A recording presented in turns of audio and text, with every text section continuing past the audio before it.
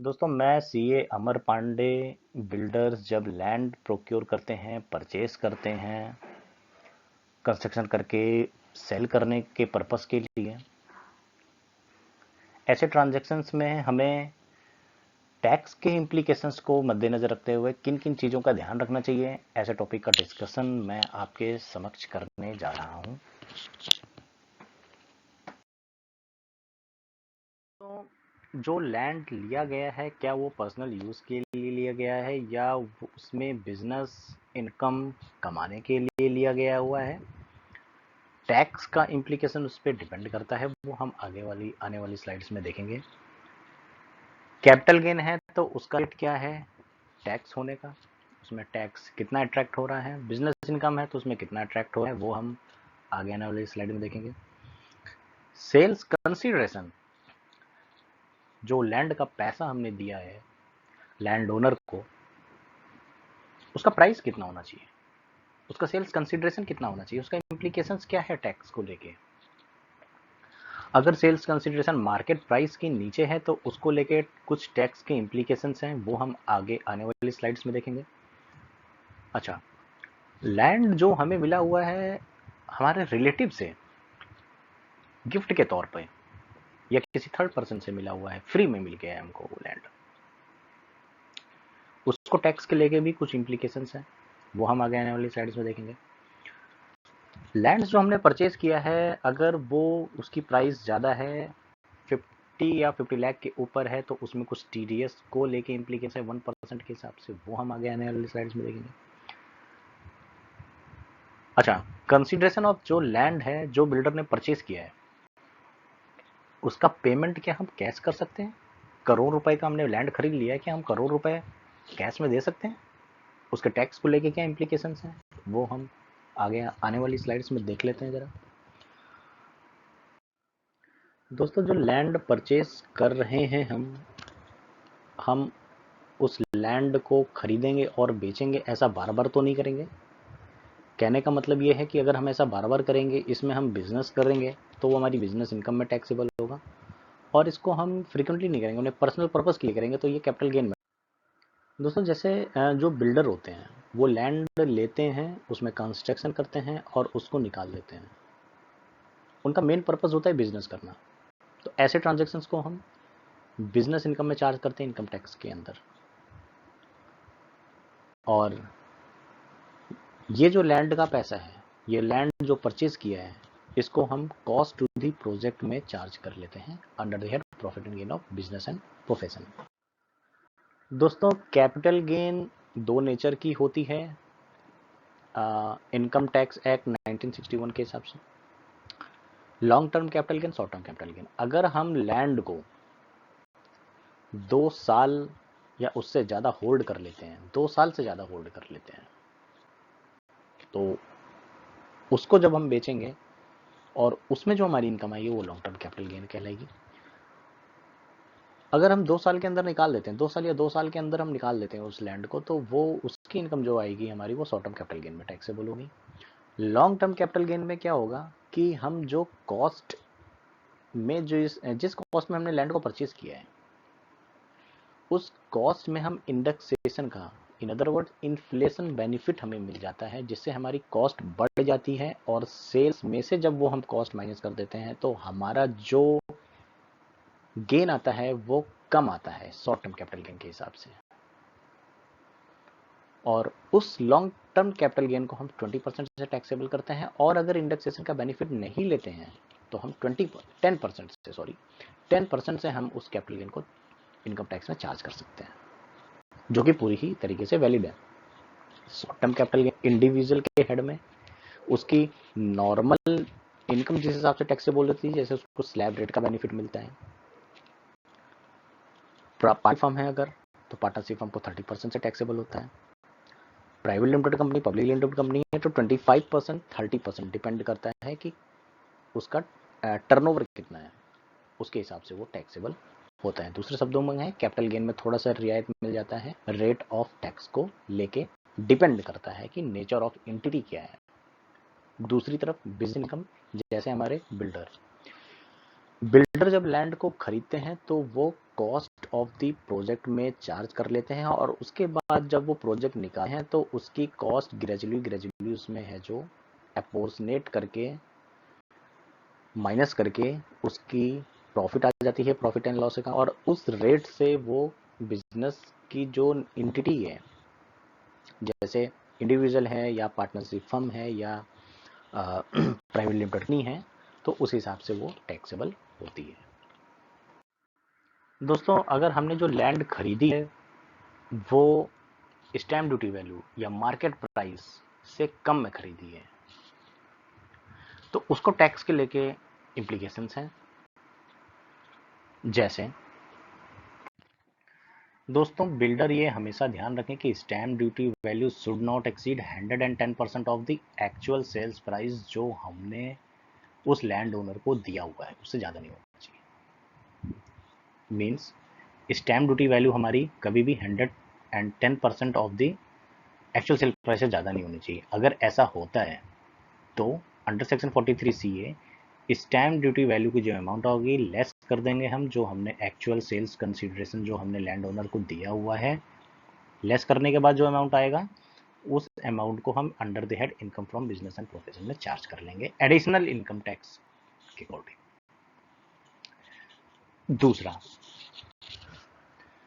Land जो हम purchase करते हैं अगर स्पेसिफाइड पर्सन से, अब यहाँ पर बिल्डर ये ध्यान दें कि स्पेसिफाइड पर्सन क्या है।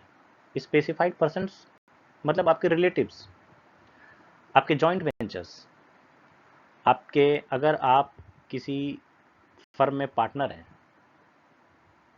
और आपने अपनी फर्म से लैंड खरीद लिया, या आपकी फर्म ने आपसे लैंड खरीद लिया, या शेयर होल्डर्स,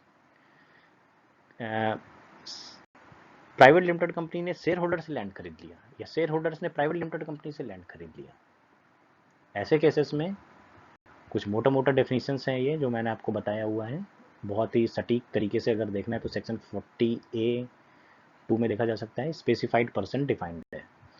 तो इनसे अगर आपने लैंड खरीदा है और फेयर मार्केट वैल्यू से ज़्यादा में खरीदा है अपने टैक्स को कम करने के लिए, तो ऐसे केसेस में एसएस ऑफिसर को पावर है जो लैंड की वैल्यू आपकी फेयर मार्केट वैल्यू ले लेगा, और उससे ज़्यादा जो आपने रकम चुकाई हुई है वो उसका डिडक्शन आपको प्रॉफिट एंड लॉस अकाउंट में नहीं देगा, जिससे आपको टैक्स ज़्यादा चुकाना पड़ जाएगा। तो ऐसी प्लानिंग से भी आपको बचना है, ट्रांजेक्शन आपको फेयर मार्केट वैल्यू में ही करना है। दोस्तों, बिल्डर जब लैंड जिसमें उनको कंस्ट्रक्शन करना है, उसमें उनको बिजनेस करना है, उसको गिफ्ट मत दिखाएं। अगर आप गिफ्ट दिखाते हैं तो उसकी फेयर मार्केट वैल्यू जो होगी उस लैंड की, वो आपको टैक्सेबल हो जाएगी। सेक्शन 28 कहता है कि वैल्यू ऑफ एनी बेनिफिट और perquisite arise from any business और प्रोफेशन। अगर आपको किसी से गिफ्ट मिल गया, लैंड अगर आपको गिफ्ट मिल गई, तो उसकी जो वैल्यू है, फेयर मार्केट वैल्यू आएगी, उसको हम डीम्ड इनकम मान लेंगे और सेक्शन 28 में उसको चार्ज कर देंगे। तो ऐसे ट्रांजैक्शन से बचें, जो उसका कंसीडरेशन है सही सही वो दिखाएं, और गिफ्ट ना दिखाएं। अगर आप गिफ्ट दिखाएंगे तो फेयर मार्केट वैल्यू में आप टैक्सेबल हो जाएंगे, आप बच नहीं पाएंगे। दोस्तों, बिल्डर ये ध्यान दें, जब लैंड का पैसा जो लैंड ओनर को देना है, सेल्स कंसीडरेशन जो आपको लैंड ओनर को देना है, अगर वो 50 या 50 लाख के ऊपर है, तब आपको 1% TDS काटना है उस सेल्स कंसीडरेशन का, और काट के आपको उसे जमा करना है उसके पैन नंबर लेके। अगर वो पैन नहीं देते हैं तो आपको 20% से TDS काटना है। Consideration of land should be paid by account पे।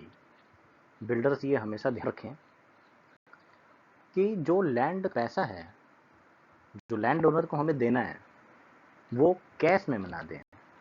अगर आप कैश में देते हैं तो उसके क्या इम्प्लीकेशन है वो जरा हम देख लेते हैं। Payment made otherwise then by account payee cheque और अकाउंट पे बैंक ड्राफ्ट और प्रिस्क्राइब्ड इलेक्ट्रॉनिक मोड।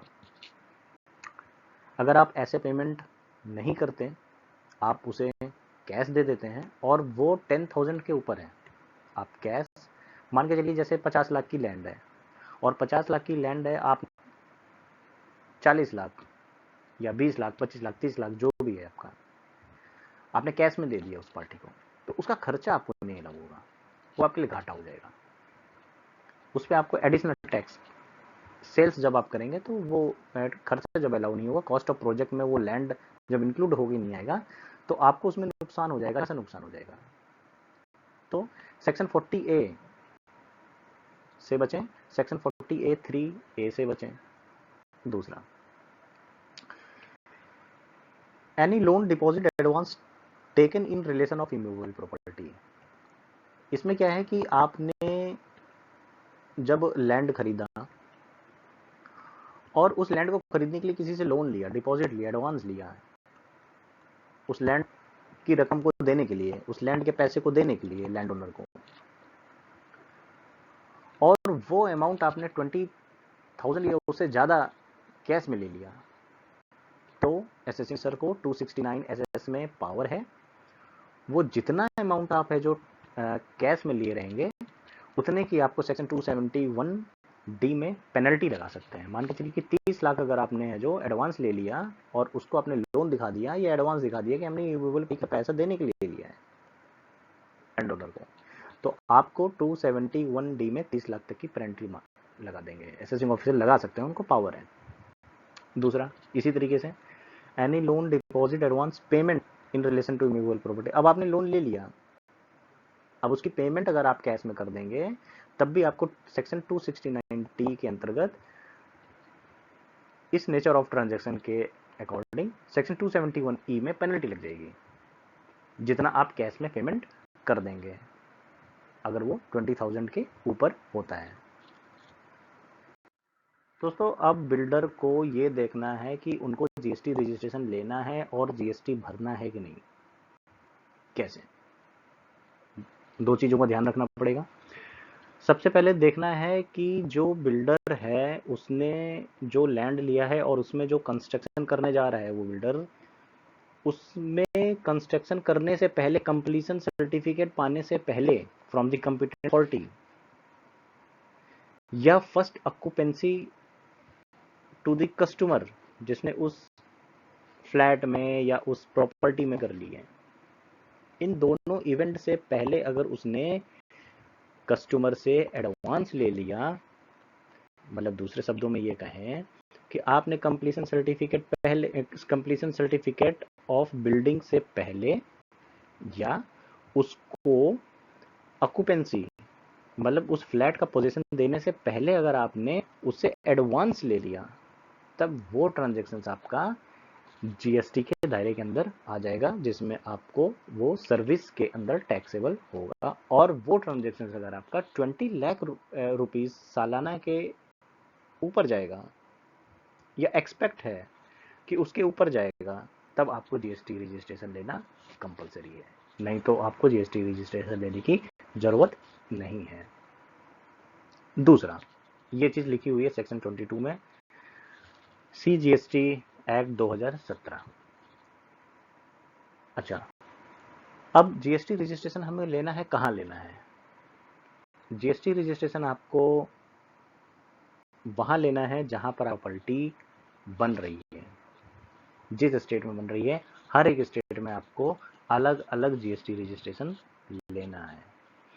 अगर वो एग्रीगेट नेचर ऑफ ट्रांजैक्शन मैंने सेक्शन 22 में बताया, वो पूरे स्टेट का मिला के, किसी एक स्टेट का नहीं, पूरे स्टेट का मिला के अगर 20 लाख के ऊपर है, जा रहा है आपका, तो आपको उस अलग अलग स्टेट में आपको जीएसटी रजिस्ट्रेशन लेना है।